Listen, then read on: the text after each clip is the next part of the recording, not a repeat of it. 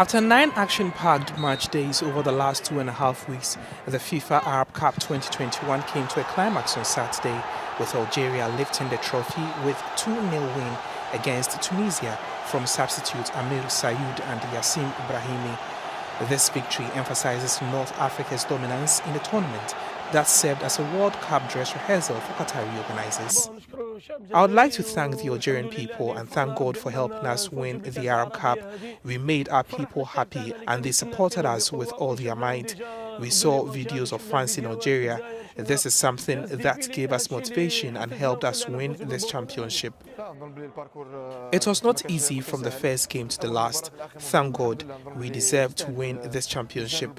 It was apparent from the first match. We put in so much effort, a strenuous effort. We played a big match every 3 days. We deserved to win this championship.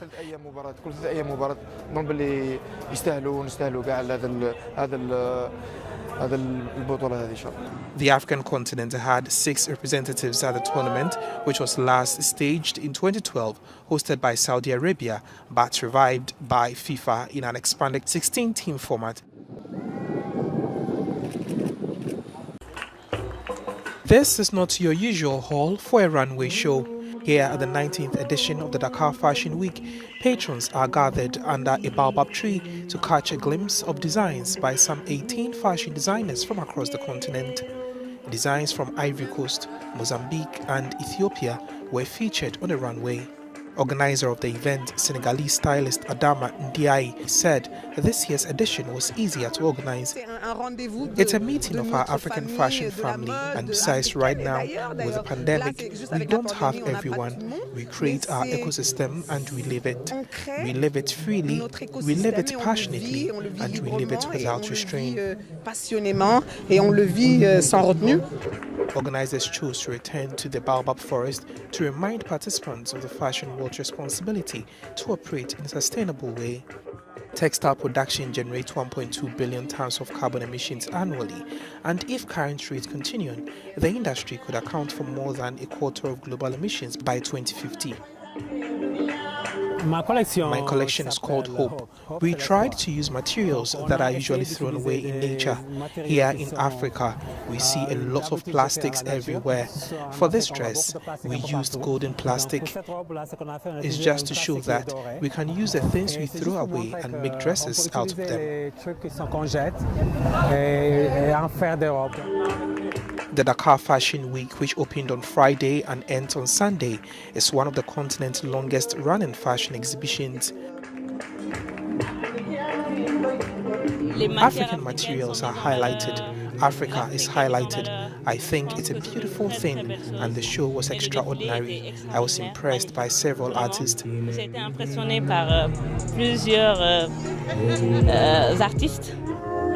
Inclusiveness was chosen as one of the themes for this year's event to contrast the often rigid beauty standards of Western fashion.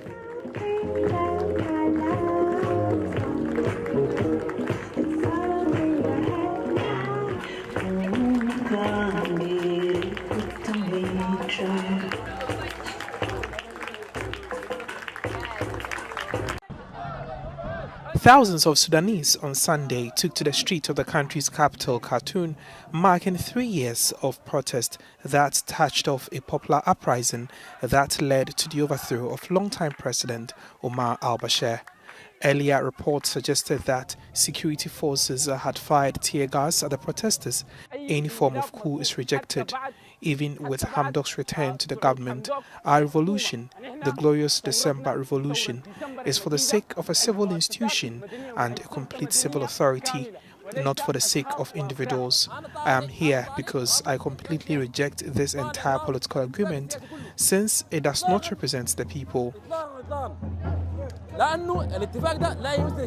The general had initially detained civilian leader Prime Minister Abdallah Hamdok for weeks under effective house arrest, but reinstated him on November 21. The move, however, separated many of Hamdok's pro-democracy supporters. The main opposition party in Burkina Faso, CDP, has re-elected Edi Komboigo as its leader. The election took place on Sunday during the 8th Congress in the capital, Ouagadougou. The party presented a new political bureau comprised of 89 members that marks another turn for the party founded 25 years ago.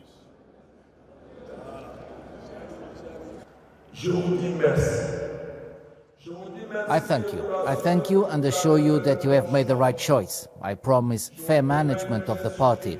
I will work for a great rally.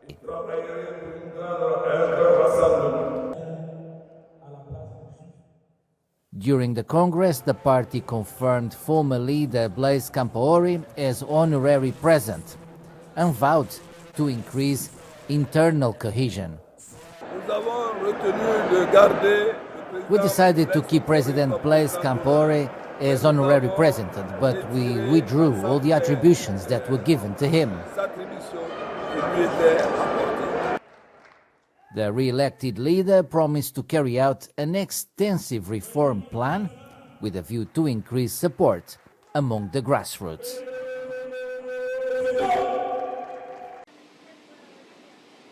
In the absence of an efficient waste recycling system here in Tunisia, some entrepreneurs have established facilities dedicated to growing tons of plastic waste, which is becoming a burden in the country.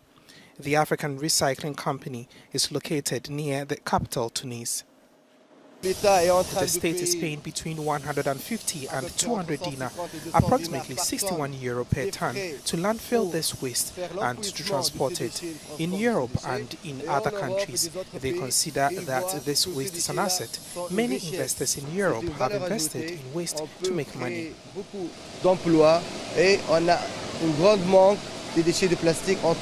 According to Masmoudi, plastic waste management in the country reflects a lack of strategy and vision, which is the political situation in the country since the 2011 revolution.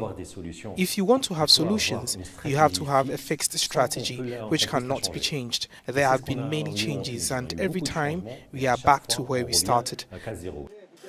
The company processes 6,000 tons of plastic waste annually from the over 2.6 million tons produced by Tunisia each year. Out of the 85% of waste, only about 7% is recycled.